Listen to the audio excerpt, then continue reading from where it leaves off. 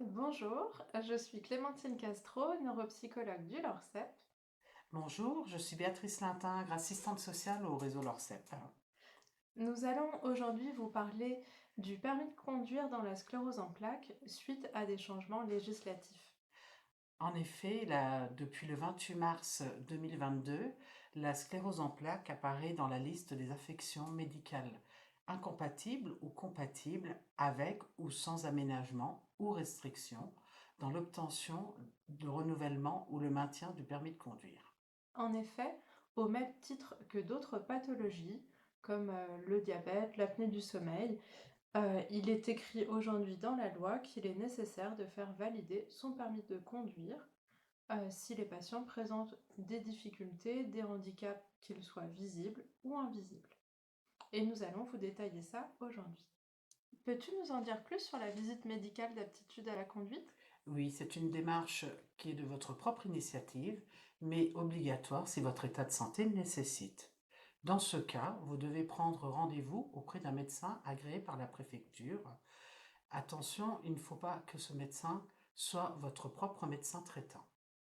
À noter que si vous êtes candidat au permis de conduire, la démarche est strictement identique et il est également conseillé d'en parler à votre auto-école.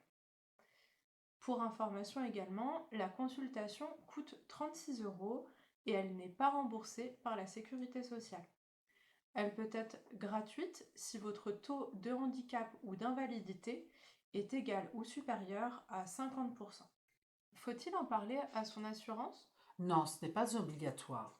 Si par contre vous décidez de l'avertir, elle n'a pas à refuser de vous assurer ni à appliquer de surprime. En revanche, si vous ne faites aucune démarche et en cas d'accident, vous ne serez pas couverte par cette dernière. Peux-tu nous expliquer comment se passe la visite? Alors, il ne s'agit pas d'un bilan de conduite en situation réelle, il s'agit plutôt d'un rendez-vous en cabinet médical. Le médecin va évaluer votre aptitude physique, cognitive et sensorielle par le biais de différents examens tels que des tests de vue, de marche ou d'équilibre. Et si des aménagements du véhicule sont nécessaires, il peut demander un bilan de conduite ou solliciter d'autres professionnels. Le permis de conduire peut-il être retiré au cours de la visite? Non, soyez rassurés, le fait de passer la visite ne veut pas dire qu'on va vous retirer votre permis de conduire. Lors de cette visite, le médecin peut rendre quatre décisions. Premièrement, vous pouvez être apte. Le permis de conduire à ce moment-là est valable sans durée limitée. Vous pouvez être apte temporaire. À ce moment-là, votre permis est limité entre 6 mois et 5 ans. Vous pouvez également être apte avec restriction ou dispense. À ce moment-là, des aménagements de poste de conduite peuvent être proposés, tels que des commandes au volant ou des préconisations comme éviter de conduire la nuit. La dernière décision est inapte. Dans ce cas, vous devez restituer votre permis de conduire ultérieurement et sachez que des voies de recours sont possibles dans ce cas-là. Vous pouvez réaliser à tout moment un bilan de conduite, que ce soit avant ou après la visite médicale. Dans ce cas, il faut que vous vous rapprochiez d'un service de médecine physique et de réadaptation ou alors d'une auto-école qui possède un véhicule aménagé. Cette évaluation peut être faite en situation réelle ou sur simulateur.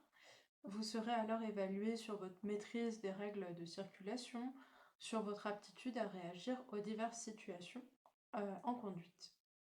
Le moniteur observera notamment vos temps de réaction, vos capacités d'attention divisées, c'est-à-dire faire deux choses en même temps, comme parler, conduire, écouter la radio, vos capacités de flexibilité et d'adaptation, par exemple en cas d'imprévu ou de changement d'itinéraire. Pour conclure, vous retrouverez l'ensemble de ces informations dans le livret que nous avons réalisé et qui est disponible sur notre site internet. Les démarches en ligne et les documents nécessaires pour préparer la visite médicale figurent également dans ce livret. Pour des renseignements complémentaires, adressez-vous à votre neurologue, médecin MPR ou à l'équipe du LORCEP.